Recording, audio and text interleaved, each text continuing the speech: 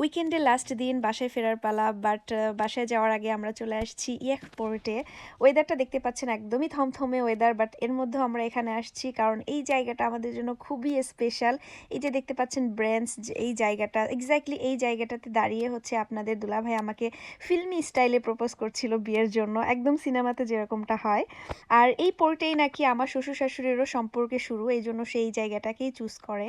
Unfortunately তখন আমাদের সঙ্গে কেউ ছিল না যে আমাদের একটু ভিডিও করে দিবে, বাট ভিডিও ছবি না থাকলেই কি হবে, আমাদের মেমোরিজ তো আছে, এই জায়গাটা তো এখনও আছে।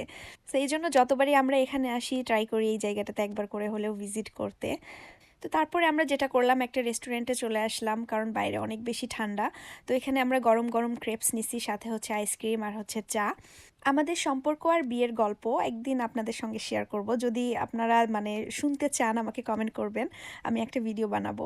সো ইয়া, এই ছিল আমার ছোট্ট মেমোরি শেয়ার।